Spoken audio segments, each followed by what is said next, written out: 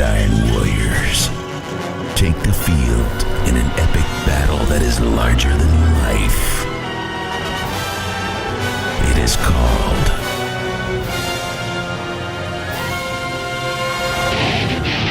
Texas High School Football. Only one show can bring the greatest sport from the greatest state into focus.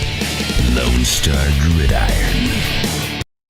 StarGridiron.com. Access the complete history of Texas high school football, over 100 years of information, win-loss records, coaching histories, individual stats, records, and more. Lone Star Gridiron, the authority on Texas high school football. Hey everybody, welcome back to the Lone Star Gridiron weekly wrap-up scoreboard show. That's a long name. I'm Chris Daly, joined always by Brett Swinney. How you doing, Brett? Pretty good, Chris. Pretty good. Disappointing weekend for me, but it was still a good weekend of football. Oh, it was a great weekend of football. We're talking semifinals. Now we know all the teams that are going to be playing at Jerry World. I tell you, this is the exciting time. I guess everything's the exciting time, but this one's a little special. Yeah, it's the time of the year that, you feel like just yesterday we started this thing, back in August, and now we got 24 teams left. Yeah. Counting the 1A team. So, if you make it this far, you're in the history books, you're going to be in the record books, and you never know what kind of game that may be in lore. We've got a big, I guess, the part 4 match of a couple of teams that have had some historic games, and so the matchups, not always the ones that we thought were going to be here, but there's some really good ones. There really is. So, you mentioned 24 teams remain. That's out of about 2,600 teams. So you're talking 1% that makes it this far. And so this is truly the cream of the crop there. Like I said, these are usually really good games. Even, there's rarely blowouts unless you talk 6A or 6-man. You get some blowouts there occasionally. But, man, it's an exciting time. Yeah, it sure is. I'm excited to talk about some of these matchups because I got to see a few games this week, and some of them weren't surprising. Some of them a little were, let's talk some games. Cool. Let's jump right in with 2A. All right, we'll go 2A. We'll start with the smallest 2A Division 2. We had a semifinal matchup of Albany putting it on New Home, 53-25, and they're going to face up, no surprise, at Mart, as they blew out Burton 41-14. So the two teams that we probably thought were going to win those games advanced. New Home was a kind of a Cinderella story. Mart was has been on a warpath, just blowing through people. So that's going to set up a Albany-Mart matchup. I like Mart in this one. I think they're just the team in this particular division that's been head and shoulders above everybody else. What do you think, Chris? And these are two extremely strong programs, but they're both up here, but Mart's a little higher. I mean, Mart is even stronger. That game is Wednesday night, 7 p.m., of course, at Jerry's World, AT&T Stadium, and that'll be the first of the 11-man games. Before that will be the 2 6-man games. Yeah. I think Mart played through a tough region. That's the region that we cover. And, we have Carlisle down there. You have Lovelady. Carlisle lost out to Lovelady, which then we thought Lovelady Mart, could be a good matchup. And they just demolished Lovelady. I think Mart they're just on another level this year as far as comparison to everybody else in this division. So, I'm with you on predicting Mart for the champion. All right. So you want to slide up? Let's go to Division 2. Division 1. Division 1. 2A, D1. All right. We had Hawley over Crawford in one semifinal, 34-20. And then in a classic game, we had Refugio knocking off Timpson, 24-21. My boys from Timpson had a great season. That's that same game. They just can't get through that Region 4 opponent. That's the third year in a row. And This game came down to the end as Timpson had a chance on fourth down as Terry Bussey slips, goes down. He had a hole which, could have scored the touchdown there to take the lead, but did not do it. And, that Refugio team down there from your area, Chris, they just refused to go down. And I noticed you talked about the offensive lines just being how big they were. I was very impressed with the size of them. They were very big. Yeah, they're giant and they're young. This whole team is freshmen and sophomores. So the fact that they made it, I thought this was going to be a major hurdle for them to get up because, like we've mentioned all year long, everybody had given Timpson the crown before the season started. But the fact that Refugio made it and their son, this could be a streak. It could be 3 years of showing up here and maybe winning a state title. But they go up against Holly, a team that was here last year. Yeah, Holly, Holly's going to be – they're not going to be talked about. They're going to be coming on the radar. Everyone's going to be talking about Refugio because, the big matchup was Refugio-Timpson. Everyone's like, oh, this is the state game, whoever wins. So Holly's got that underdog. I know their coach is telling them that. They're going to come in as being the underdog. Like everyone's going to count us out. So they've got that for them, going for them. Refugio is going to have all the pressure on them. They're expected to win this game. Holly is playing with house money here. They're not expected to win.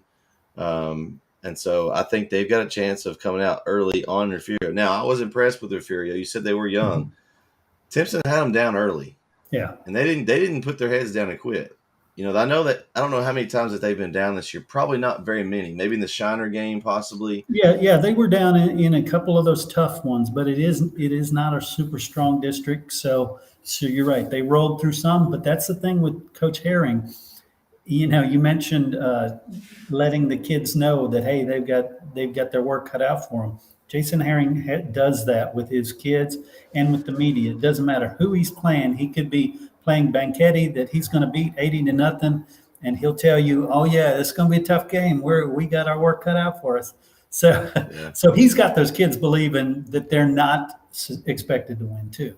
That's a good attitude to have, and they're going to need that against Holly because this is definitely probably of the last 3 games is probably they'll be favored by more than they have been in the last couple because you had Shiner and Timpson back to back. Yeah. So you can't we're past those 2. You can't let off the gas at this point. You've got to continue on and finish it out. So I'm picking Refugio in this one, Chris. Yeah, I'm going to pick Refugio for several reasons. One, I do think they're a better team, but because, like I said, that's my area. That's my Coach Herring's good friend. And I've watched those kids. That line is everything, and especially at 2A. The line is such a big deal. Yeah, you don't see those kind of big kids like that at 2A very often. So I know Cooper had a big line, and I was impressed with theirs. Kind of in our region, Timpson was able to get through those, and the line I don't think was the problem. I just think that it just things didn't go for Timpson that normally happen. When kind of watching the game back and forth, they got ahead, and then just some plays didn't go their way. Refugio was just. And what's the kid's name? The speed back that goes around with the dreads. Chris. Oh yeah, I can't remember his name. Fast, yeah, man. He's was super fast. I was impressed. Timpson was able to get through the line a few times. I think they let him through, but he was already past. So what they did is they let them go past the play, and he would just go around in and get 7, 8, 9, 10 yards. He was impressive to me too. Yeah. He was fast. I think someone told me he runs like a 10-3 100. Nice. So he's a real fast kid. So I think that's going to be an advantage too because they're not just big; they've got some speed too. Yeah, definitely. Cool. You want to jump up to 3A D2? Let's do it. All right, 3A Division 2. Let's see what we got here. I tell you, I caught flack for my prediction that Canadian was going to lose. Last week when we talked, I picked Canadian to lose. And, man, I had so many Canadian people telling me, dude, what's happening? Why you shading us? And I'm like, well, I really just didn't think they had it this year. They're a good team. They were a good team, but they're not as good as they have been. Well, they put it to Gunner and gave Gunner everything they wanted. 21-20. Gunner squeaks out the victory, and they're going to get Poth as Poth ended Harmony's Cinderella run 51-28. So shout out to Harmony and Coach Jenkins and those guys. They put out a fabulous season. They've got a lot of guys coming back. So look for Harmony to be back next year, making a run as well. They're going to be a force to be reckoned with next year. Yeah, definitely. So you've got the championship matchup with Gunner versus Poth. I'm taking Gunner, Chris. I just think Gunner is a little bit strong. Poth, I know some people what tells me a little bit about Poth is you had people predicting that Harmony was going to win. That's how much they didn't have confidence in Poth. Right. So I'm going to go with Gunner in this one. Yeah, I'm going to have to agree with you. I think this is a, Gunter has been the team that's always clashed against Canadian. And whoever, wins that game goes to state, usually wins state. But I think it's Gunter's turn. Yeah, I'll agree. I think Poth could give them a matchup, but I just think overall that Gunner, if they play up to their standards, they should be able to take Poth out. I think Poth was impressive. I mean, they did. I'm sure that probably made them a little angry. They see people picking against them, and they were a district champion and state caliber team, and and people picking Harmony, and so I'm sure that was probably bulletin board material for them for this one. So it should be a great matchup, and that game is going to be is that Thursday at 3 p.m. Right at Jerry's World. So yeah. Here, before we go up to D1, we're going to welcome Mark Henry. How you doing, Mark? Maybe. How's it going, Chris? Can you hear me? Yeah. What's going on, Mark? Man, how y'all doing today, man? Super excited for next week. Yes, sir. Yeah. We're about to jump into 3A D1. Okay, sounds good. Cool. All right, 3A Division 1. We've got Brock over Malakoff, 21-10. Yeah. And that's gonna set up a matchup, no surprise, as Franklin all over Edna, 41-13. A Brock Franklin matchup. That's two pretty good program names right there. That's gonna be a tough one. Yeah, you got Brock, who's a perennial power, and you got Franklin, who's a perennial power. I think Franklin's probably going to go into this one as the favorite, but I think Brock has overachieved all year. Not just looking at their record, just looking at how they've come in and established themselves this year. Because each year with these teams, you graduate seniors, you have underclassmen that come up through the ranks, off-season programs. And if you've ever been out to Brock, this is one of the top off-season programs around the state that people may not know about. And Franklin has just been one of those teams coming out of Central Texas that the last couple of years. That last year they beat a very good Gunter team who's headed to the 3A D2 state championship. So they kind of miss each other this year, with the changes in enrollment. But Brock is going to be a tough challenge. They bring a physical toughness, a mystique that you see each year with those guys. They're usually semifinals.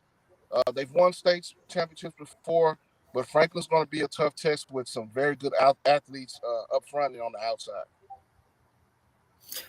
Yeah, I was going to say, I have to agree with everything you said. As far as prediction, that's tough for me because there's two such good programs. They're used to being at state. They're used to winning. Well, I think Brock is 1 and 2 in state, but since they've been playing football, they've been winning. And we have our Lone Star Gridiron shows coming up this week after each game, and I'm going to pick Brock now, but I'll probably pick Franklin in one of the other shows. It's that close. I don't know. Yeah, this is more of a toss-up for me too, Chris. I agree. I'm impressed with Brock, just the way they handled Malakoff. Yeah. I was really surprised. Like I'm East Texas, and I was leaning towards Malakoff, but Brock showed me something in that game. And if they can beat Malakoff like they did, I mean, it wasn't a blowout, but it wasn't as close as I thought. I thought if Brock was able to win, I thought it would be a little closer. But they handled Malakoff with no problem. So I'm going to go with Brock too. That impressed me they've challenged themselves with their schedule early in the season, and once they've hit where they're playing teams on the same level as them, they haven't lost. So I'm gonna go with Brock. Yeah, Cool. I come from the mindset of till you beat the champ, till you dethrone the big dog and knock him off the porch. You know, you can't go against them. You know, if you know, like you said, Chris, if you know it's another show later on deeper in the week, and you ask me, I may pick Brock. I think the difference in that Malakoff game is Brock took advantage of turnovers. They were physical up front. If you look at some of the goal line offensive sets that they made, they really took advantage of the physicalness up front. And this is what Brock has been built on. This is a staple that they do and what they preach to those kids out there. Physical toughness, you know, weight room, they run track, you know, multiple athletes. It's always the what they preach out there at Brock. But Franklin is the champion, the defending champion. So you knock off the defending champ, then I'd have to go with Franklin. There you go. I like it. And that one is 7 p.m. Thursday. And I have to say, before we go to 4A, I have to say that if you have not been to a state championship at AT&T Stadium, you owe it to yourself to go and go for the whole run of 4 days, because you will never not see so much great football in one place. Great environment. The big screen is amazing, you know, 40 yards long. It's just an experience you have to have if you've never done it. Right. And Chris, you know, I've been to multiple state championships over the years. The only year I didn't go was the year of COVID. But I still get that odd feeling when you walk into the stadium, coming through the tunnel, you walk out to the field, and you look up and you just kind of get that big, deep breath, and then you're ready to roll, you get focused. But it's still an aha moment when you walk in there, no matter how many times that you've been. Yeah, and the crowds get bigger every single game. It's so much fun. Cool. You want to jump up to 4A, D2? 4A, D2, absolutely. We've got in the first semifinal, Carthage comes from behind in the fourth quarter to overtake Glen Rose 42-35.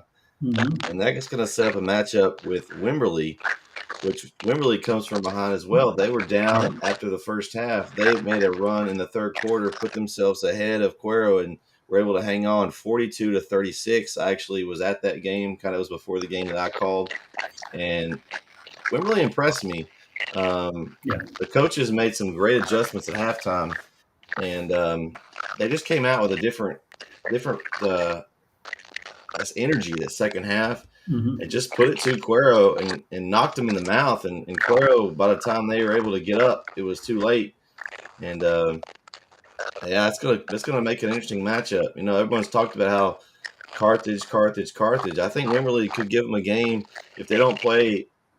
If they play back down to what they did this past week with like they played against Glen Rose, then Wimberley definitely has a chance.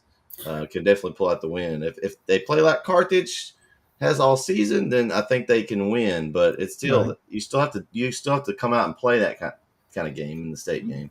Yeah, you mentioned the coaching, the adjustments. I did an interview with Scott Surratt this morning and one with Doug Warren, both these guys. And one of the things that Coach Surratt mentioned was Doug Warren. He said, there is no sharper guy out there. He goes, they have a very strong coaching staff. But then you add players like Johnny Ball, who has just turned into a beast. Clint Stover, in quarterback. I tell you, they've got more standout individuals. Carthage has a much deeper team. They've got a stable of running backs. It's going to be a great one. The Ball kid, I just want to rename him. He needs to be called Wrecking Ball because he was just running over people. I mean, he took 3 or 4 or 5 guys to get him down. Sometimes he was just running through tackles, and you can't arm tackle him. No, you've got to take him down, usually with someone else, like two guys at once, because he was just running over.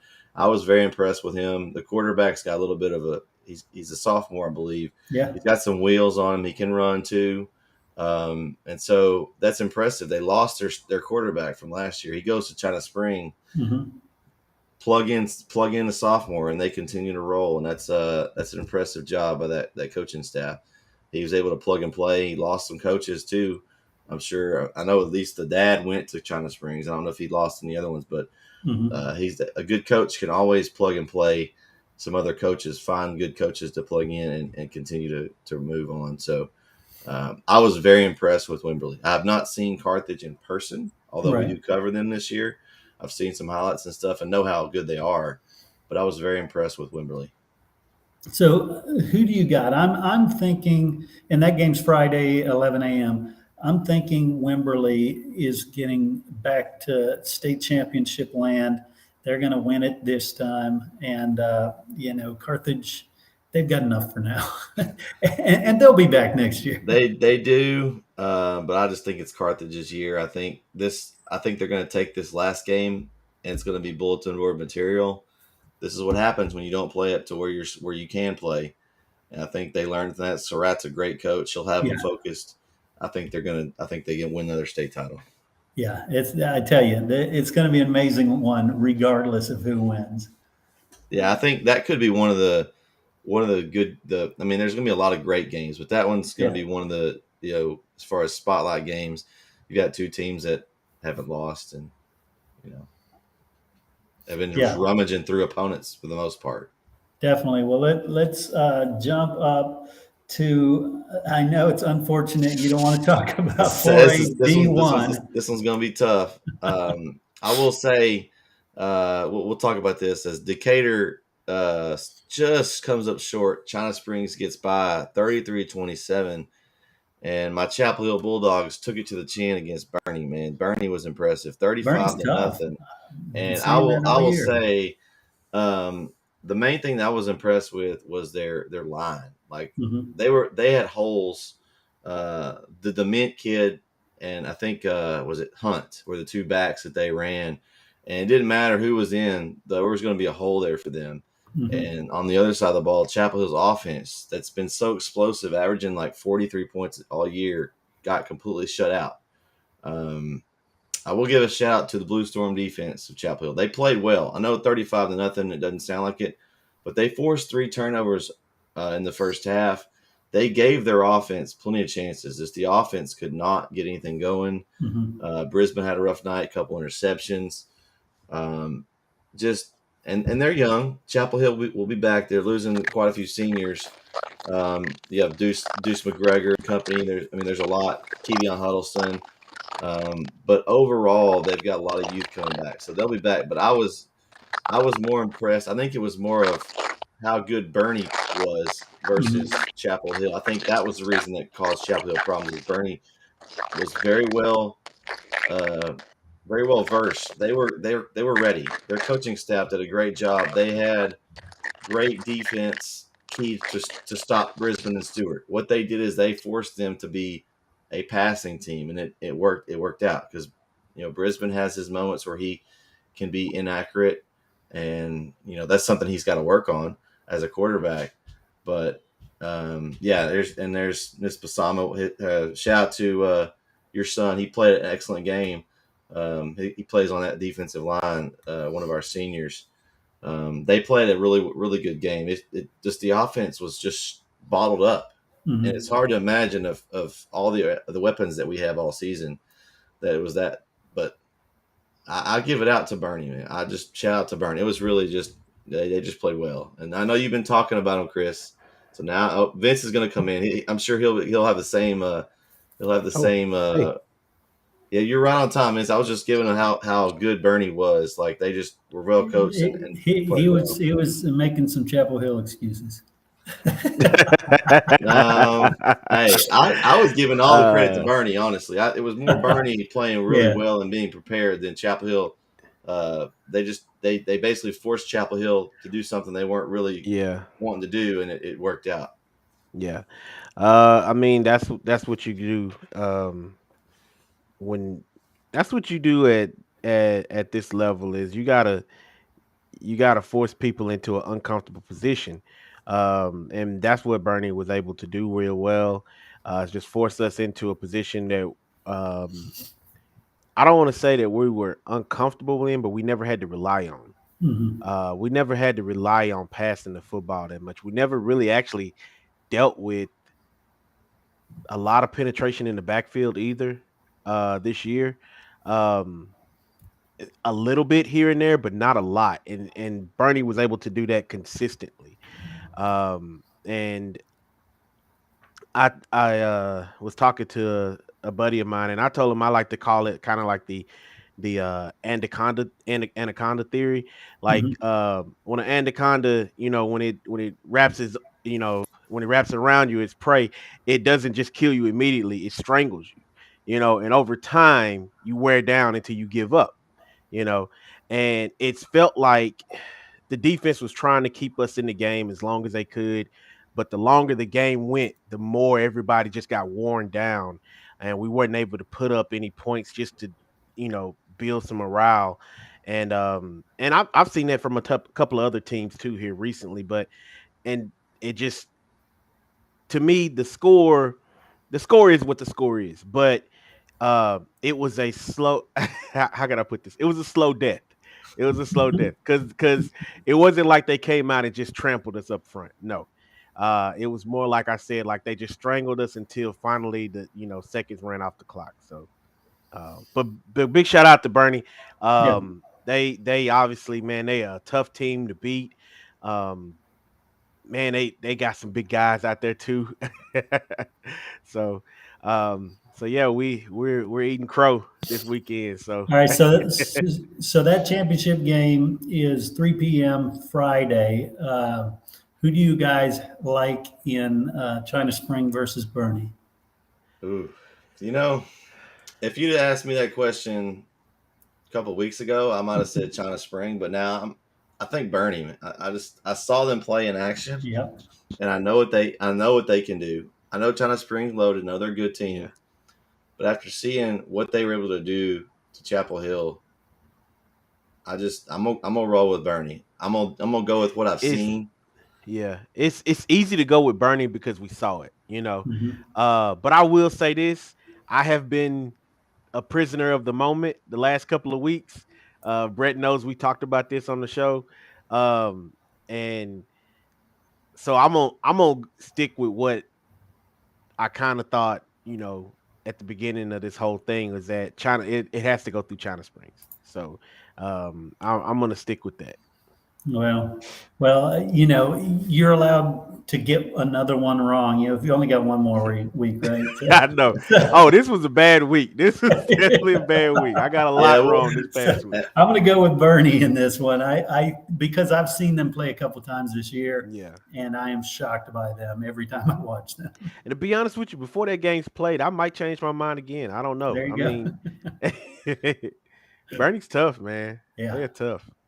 yeah, very very tough. That's gonna be a good matchup as well. I Yeah, think that's definitely, gonna be a definitely. really Hey, good one. before we jump up to 5A, Vince, you weren't here for Carthage versus Wimberley. Who you like in that one? Uh, Carthage, they had to come back kind of and play that last one. So did Wimberley. Actually, yeah, Wembley did too. Yeah, I didn't think about that. That kind of scared me with Carthage because I just felt like Carthage was on a different level than everybody Uh-huh. else. So I feel like this one might be a good one. I think I'm gonna go with Carthage. They down the road. I'm gonna stick with them, but I wouldn't be shocked if Wembley pulled this one off, man. Because Wembley played a really good game. They Yeah, really did, and I was shocked they were able to walk away with that one. So nice. Yeah, Yeah, I had the Gobblers. yeah, I I had the missed that Gobblers too. one. So So I looked 1 minute, I was like, "Oh, the Gobblers up, we good," and then I think I'm gonna blame I that on you, Chris. That shirt you brought the Gobblers shirt. nice, I nice. started going with the I Gobblers, and got a then chance to tune in to the game, and by the They, time I was able to tune in, I was like, "Oh wait, how did they turn it around?" well, I was gonna say I was with the Gobblers until they played Wimberley, and then I'm like, nah, Wimberley's gonna beat them. Yeah, yeah, it was a good one though. I All right, enjoyed the. let's jump up to 5A. All right, 5A.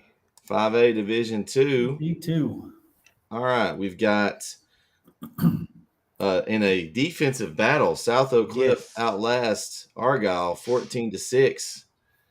And yeah, then we had in the other bracket, Port Neches Groves all over Liberty Hill, 42-14. So you've got yeah. an unexpected matchup, but a good one here is South Oak Cliff versus P&G. Yeah, I tell you, PNG has been surprising all season. I don't know what to make of them. I haven't seen them play live. I've been predicting South Oak Cliff to lose every single week for the last three, and they Yeah. keep winning.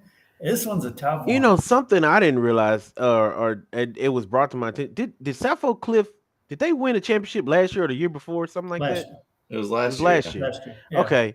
All right. It was brought to my attention the other day, and I was like, I didn't even think about that. I didn't even pay attention to that. And I was like, and I'm been picking against them this whole time. Well, Yeah. they looked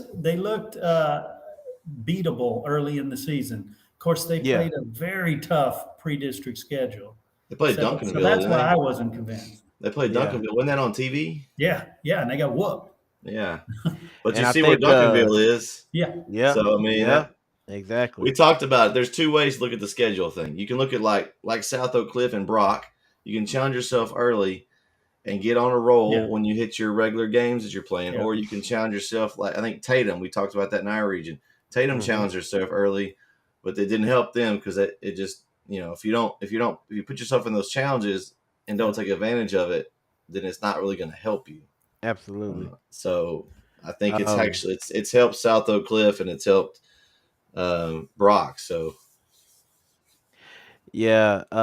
Argyle, I didn't even realize Argyle, this is their first year yep, in the yep. They just 5A. moved up. So Yeah, for them to even get this far is a win in itself in a new division. So um I'm pretty sure there's a lot of 5A teams that would not like to see Argyle win a championship up here, right. on their level too. So I'm pretty sure a lot of people are happy about that. But uh, I got a uh, feeling that it's coming eventually. Corey Marshall. Oh no, But I do got a feeling it's coming eventually. Yeah. Uh, they got one coming in the future. So well So I haven't heard anybody brave enough to pick the game. oh I'm going with South Oak Cliff. I think they're just one of those teams that's they keep playing just enough to win, but that defense they have is Mhm. I think it's going to be. I don't think that PNG is going to have seen anything that athletic Yeah. Yeah. as far as on defense. They've got a great secondary, and I just think that that's going to be a tough matchup for PNG. I think their run stops here, and South Oak Cliff wins. Yeah, and I have to tell you that, I apologize for picking against them for the last 3 weeks.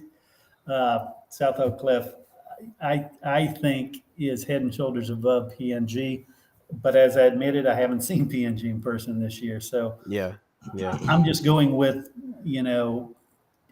common sense. South Oak Cliff yeah. wins this one.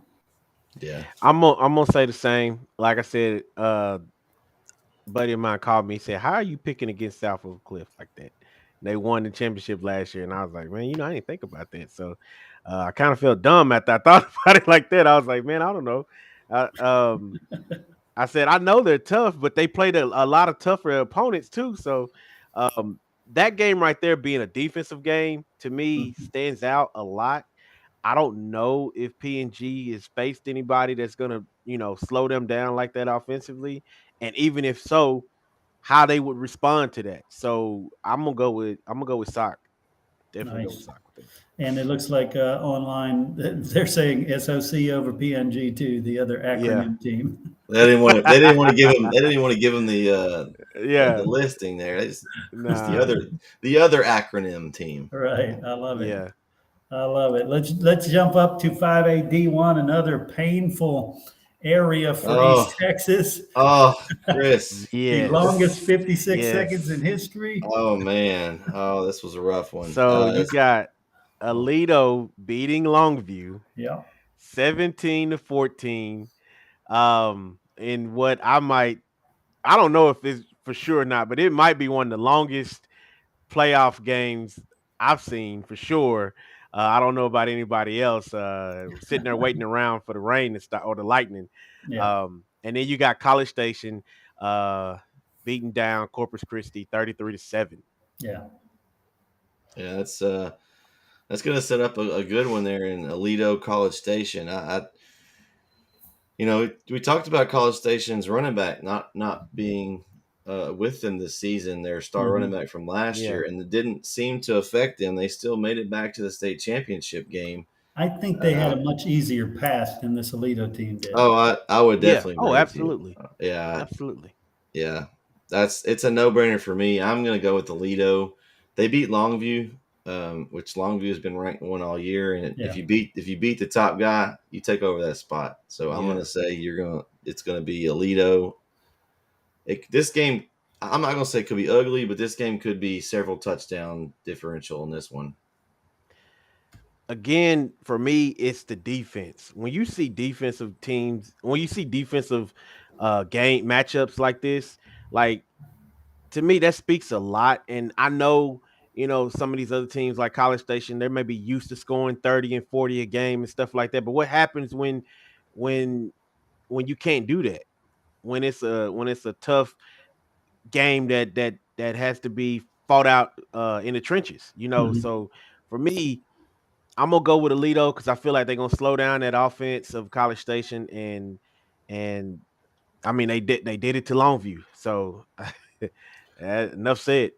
I have to agree with you. I think Alito is at least 10 points better. I think it's a 2-score victory for Alito. They get another championship ring.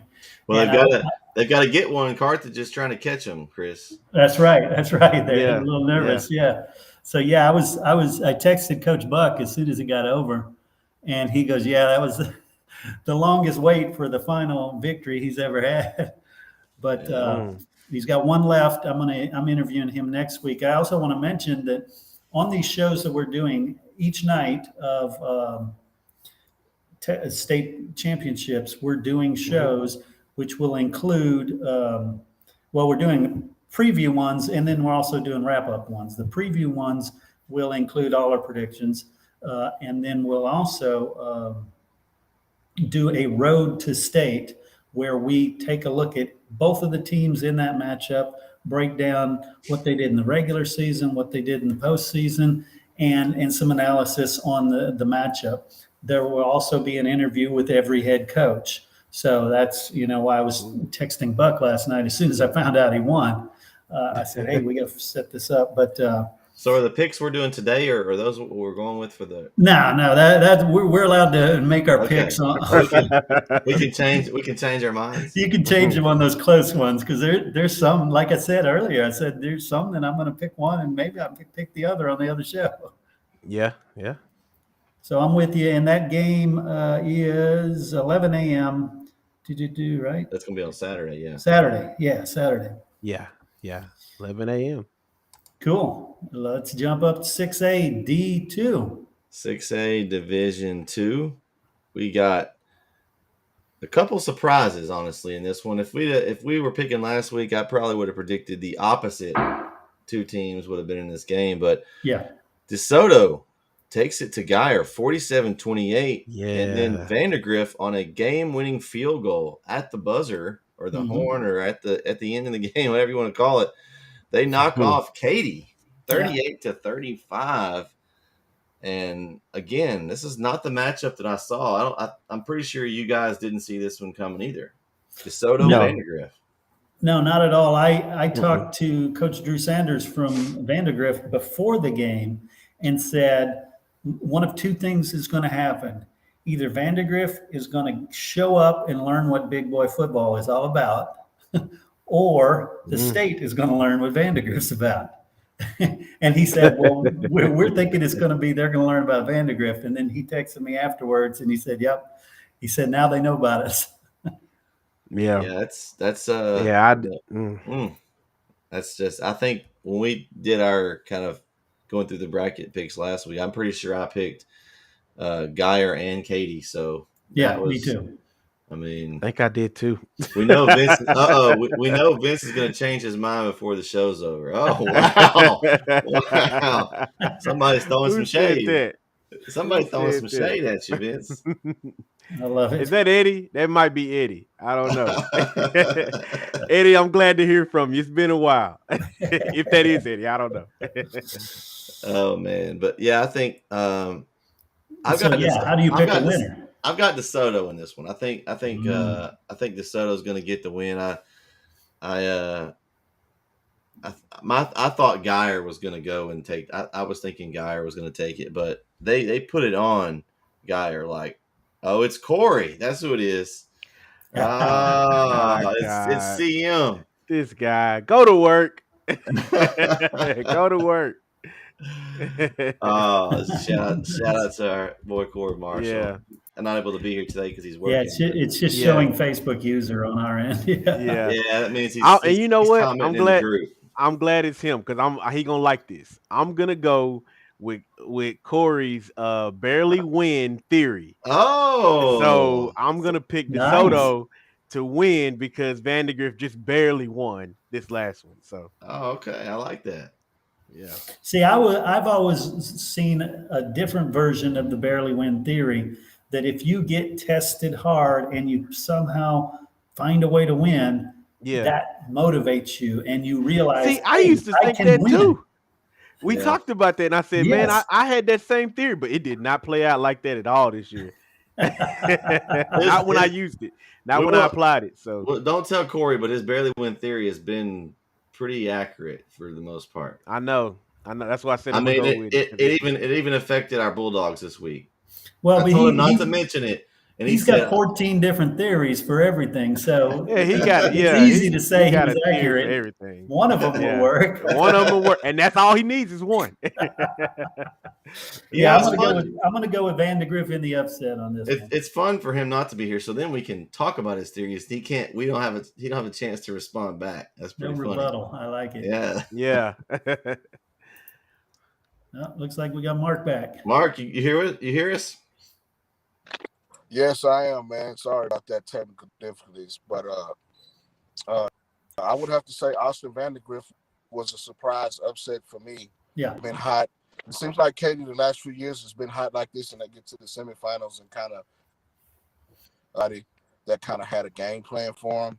I don't know much about the Vipers, but they got to come into this. That's the dog in this kind.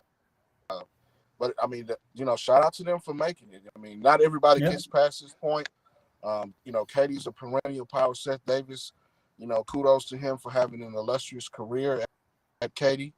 But the Vipers did their thing. You know what I'm saying? But on the other hand, I have to give the coaching staff, especially on the defensive side, to DeSoto, a gold sticker or whatever you can do for designing a game plan. Jackson Arnold had 37 yards on 20 carries yesterday.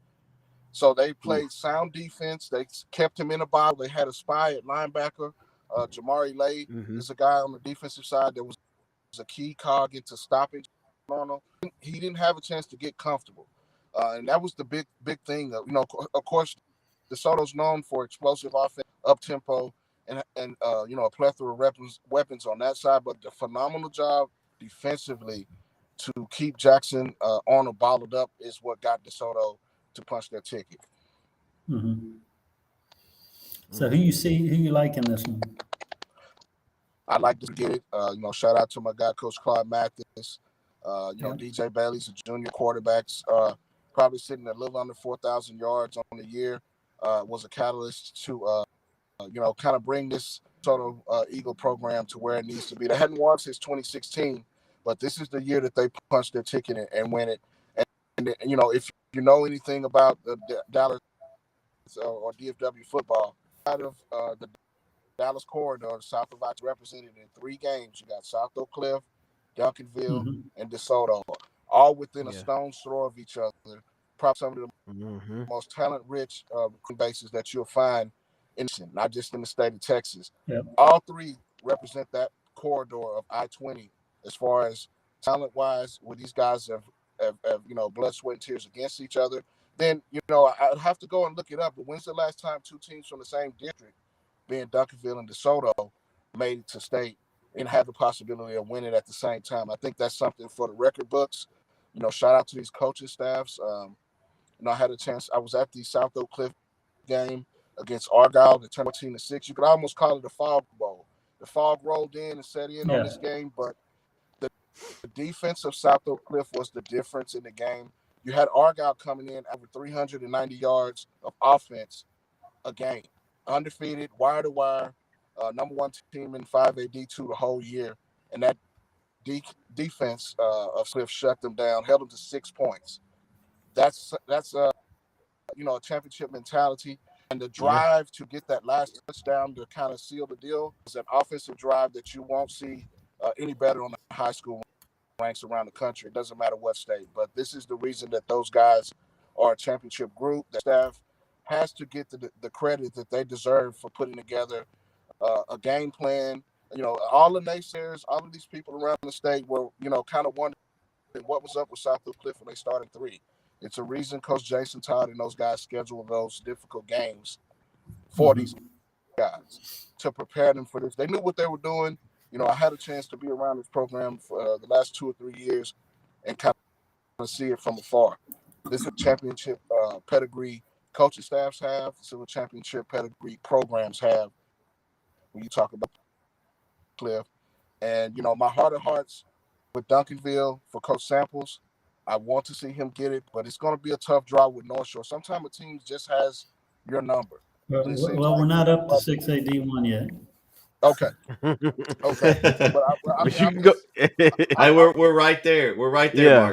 Mark. But I tell you, I think you may have convinced me on DeSoto, because thinking back, they lost to who? St. Francis Academy, which is just like a freaking prep school.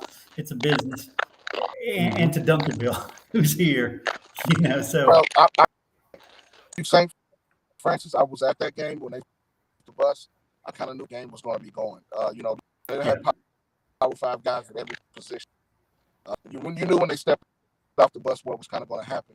Yeah. And it's just a difference in Soto having 1 to 2 of those guys where they have position. And that was the difference. Right. You know what I'm saying?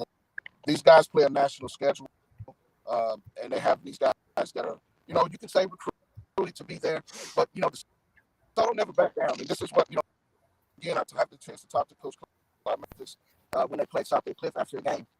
They schedule these games for a reason. This is the reason. We're losing you now.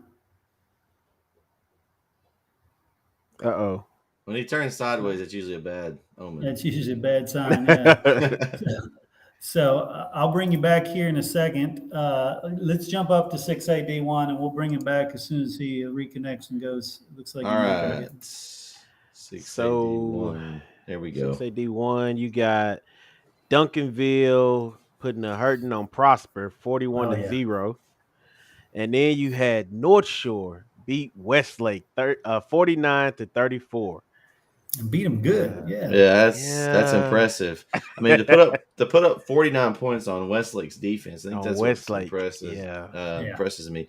And that was a 54 game winning streak. Chris, was that the? I think so. Yeah, they three-peated. It was the third. It was the third longest in history. Yeah. I believe I heard say that was snapped. So that's. I mean, now they didn't have. Now can you say that, Coach Todd Dodge is not there? Did that make any difference? I don't think the difference there was Todd Dodge. I love Todd Dodge. He's a good friend, but this the coach, I can't remember his name right now. He is it Salazar? Yeah, Salazar. Yeah. He was with Todd Dodge the entire run. So he's not. So it's just not new. Yeah. So you just think it was more that the what they lost just was a little much to overcome when they got to North Shore? I really think it was more Galena Park North Shore looks stronger than it has in any of these previous championship runs, which is why I think I'm sorry, man. Duncanville's going down again. Uh-oh. Wow. Man. Could I go with Corey's theory? Eventually, Duncanville has to beat North Shore. So I'm going to use Corey's theory on this one. I'm going to pick Duncanville. Because eventually, North Shore can't just keep beating Duncanville every time. Eventually, the numbers have got to work out. His theory for everything. It's not going to work. I think this is a better GPNS than previous years. And I can't. Yes, Duncanville may be better, but I don't know. I think North Shore wins again. I don't want to say North Shore wins again. What you got, Mark? Kate Durham cut it. I broke up. He And it said went Caden. sideways. He said Caden Durham. He's going to talk about Caden Durham is here this year. Going to make a difference. I want Duncanville to get over this mountain. I want them to get over this mountain. So that's what I'm gonna go with is Duncanville. Somebody's got I'm Samples gonna stick wins with it. Samples wins it. All right. Sansa wins it this year. Yeah. I don't think so. I would love him to win it. He deserves it. Yeah. But man, North Shore has so many athletes. Man, it's crazy. Yeah, I know. Yeah. I'm gonna use Corey's theory, but I'm probably gonna be wrong. Yeah, I'm going with Duncanville. I might be wrong, and I'm okay with that at this point. I've been wrong a lot, so I'm comfortable here now. Duncanville, I'm gonna go with Duncanville's gonna have the home field advantage. It's gonna be a home game for them. It's been a home game every time they go. Every time, but this is the year, Chris. This is the year. Whatever. It's been full of Dallas fans. Chris said, "Nah, it ain't happening." I mean, it makes a difference. It hurt us. I mean, we had to travel 5 hours, and we had like a handful of fans. Except for this Houston versus Dallas matchup has happened over and over and over again. It's been in Dallas every time. And it always ends the same. Until it doesn't. Until it doesn't. Y'all are both right. So Corey's gonna agree with me. I'm sure. Yeah, he's probably the one that says Sample gets it this year. Yeah, it probably is. Yeah. It probably is. But I think this is going to be a classic. I mean, and this game's at 7 p.m. on Saturday. It's going to end the night, and so you're going to have an attendance record. These 3 games. I mean, on Saturday. Then you've got, not including the South Oak Cliff one. I think that one ends the day on Friday night. I mean, those 3 teams in it from South Dallas. It's definitely an attendance record possibility. I know it's been said, but I think it probably will hit it. Well, I think that, and the fact that COVID slowed everything down. People are all ready to go now, and so I think this is the year that it's going to break some numbers. Yeah, I agree. There'll be some good football, though. I know that. No doubt. Well, cool guys. Thanks once again. Good show. Be on the lookout on LoneStarGridiron.com. We're going to do a preview for every single game, and then we're going to wrap every single night on there. So we're going to have a lot of good shows. A lot of these guys will be on there. A lot of sideline to sideline, other people, Coach X, Grant, Terry, those guys will all be there. Going to be some really good content. And, of course, like I said before, if you have never been out to AT&T Stadium for Texas High School Football State Championship, man, you couldn't spend any money any better than this. The best value, period. Absolutely. I agree. Yeah, it's a great time. Mm-hmm. I've gone a few times with my father-in-law, and it was a lot of fun. So Yeah. I love it. Cool. Well, thanks, guys. All right. All righty. Y'all take it easy. Okay. Everybody have a good week. All right, you too. Later. Gridiron Warriors take the field in an epic battle that is larger than life. It is called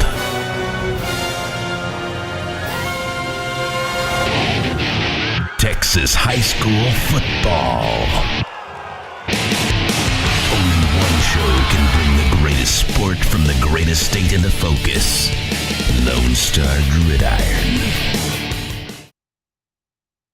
StarGridiron.com. Access the complete history of Texas high school football, over 100 years of information, win-loss records, coaching histories, individual stats, records, and more. Lone Star Gridiron, the authority on Texas high school football.